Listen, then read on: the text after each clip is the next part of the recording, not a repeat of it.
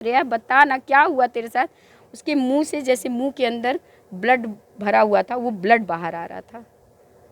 और आँख उसकी खुली इस इंतज़ार में थी कि शायद मेरे माँ बाप आएंगे तो मेरी बॉडी को तो ले जाएंगे, उसका अंतिम क्रिया कर पाएंगे। शायद ही कोई माँ इस तरीके से अपनी बच्ची को सोची होगी,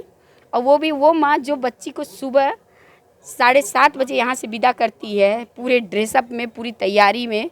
एक तिलक लगा के, सोमवार को व्रत करके, पूजा करके, पूजा रूम से वो निकल के जाती है, और उसकी लाश मुझे किस दशा में मिलती है कि उसके यहाँ कपड़े फटे हुए हैं, आगे की स्लीव पूरी सिलन खुली हुई है। कहें कि मौत हो गई, फिर दूसरी बार बहकाने के लिए मतलब हमारे वेदना के साथ खेला गया,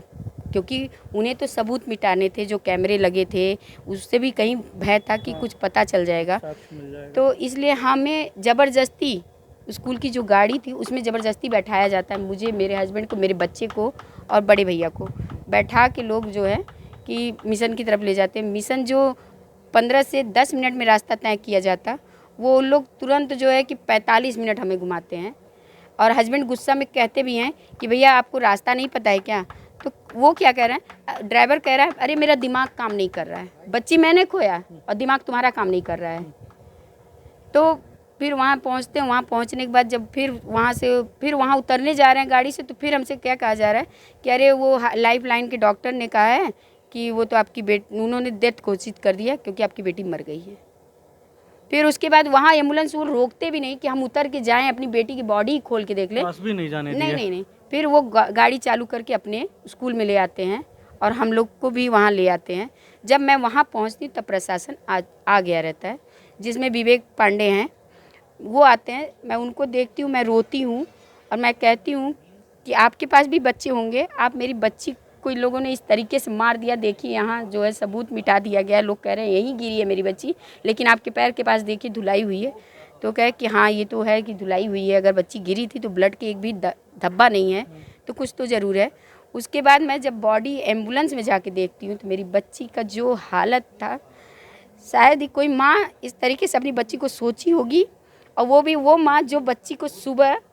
7:30 बजे यहाँ से विदा करती है, पूरे ड्रेसअप में, पूरी तैयारी में, एक तिलक लगा के, सोमवार को व्रत करके, पूजा करके, पूजा रूम से वो निकल के जाती है, और उसकी लाश मुझे किस दशा में मिलती है कि उसके यहाँ कपड़े फटे हुए हैं, आगे की स्लीव पूरी सिलन खुली हुई है।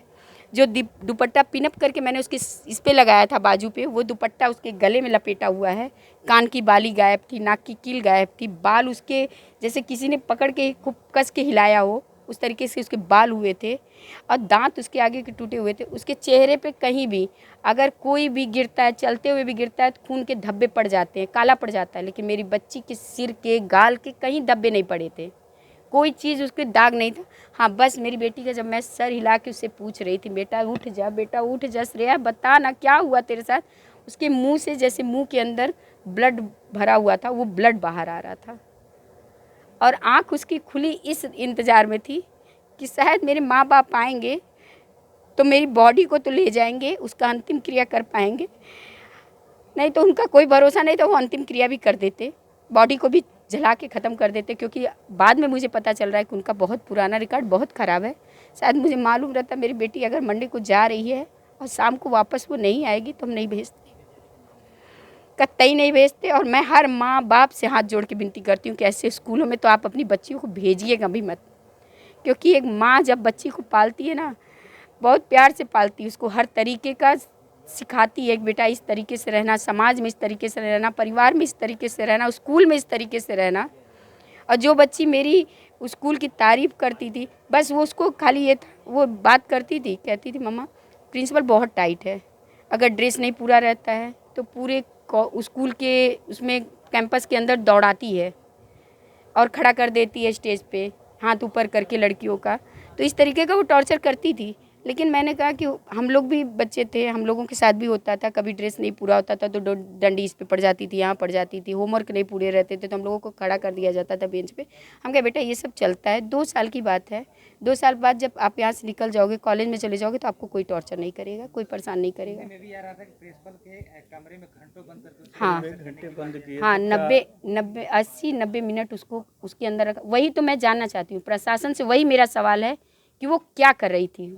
90 से 80 मिनट मेरी बच्ची के साथ वो क्या कर रही थी। एक पुलिस भी इतने समय तक नहीं पूछताछ बच्ची को बैठा सकता, एक बच्ची को तो नहीं बैठा सकता इतने समय तक,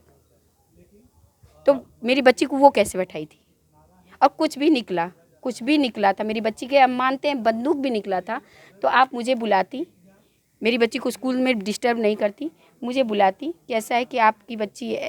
आइए, आपको कुछ काम है। मैं जाती, मेरी बच्ची को कहती कि आपकी बच्ची ने ऐसे ऐसे किया, आपकी बच्ची बहुत गंदी है, ऐसी है, नेचर का नहीं सही है, आप इसको ले जाओ, हम अपने स्कूल में नहीं पढ़ाएंगे।